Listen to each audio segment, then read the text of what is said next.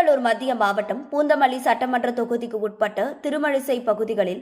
புயலினால் பாதிக்கப்பட்ட மக்களுக்கு முன்னாள் அமைச்சர் பெஞ்சமின் நலத்திட்ட உதவிகளை வழங்கி ஆறுதல் கூறினார். திருமழிசை 14வது பேரூர் மன்ற உறுப்பினரும் திருவள்ளூர் மத்திய மாவட்ட மாணவரணி தலைவருமான பிரதீப் ஏற்பாட்டில் மழையால் பாதிக்கப்பட்ட மக்களுக்கு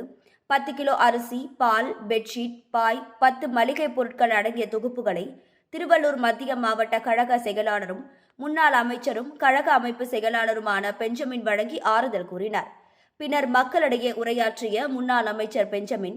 திருவள்ளூர் மாவட்டத்தில் வடகிழக்கு பருவமழை தொடங்கும் காலங்களில் திருவள்ளூர் மாவட்ட நிர்வாகமும் இந்த விடியா திமுக அரசும் பொம்மை முதலமைச்சர் மு.க.ஸ்டாலினும் எந்தவித முன்னெச்சரிக்கை நடவடிக்கைகளும் எடுக்கவில்லை என குற்றம் சாட்டினார். மேலும் பேசிய அவர், இந்த விடியா திமுக அரசு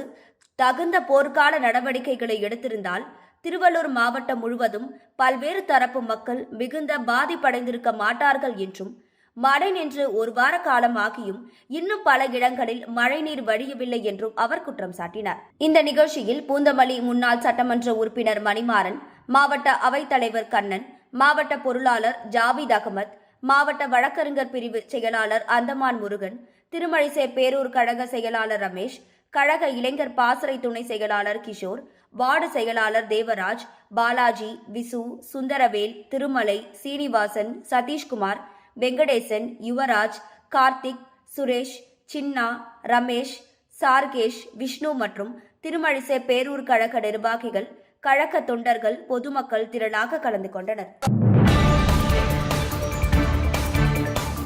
செய்திகளை உடனுக்குடன் தெரிந்து கொள்ள நமது அம்மா இணையதள தொலைக்காட்சியை சப்ஸ்கிரைப் செய்து அருகில் உள்ள பெல் ஐகானை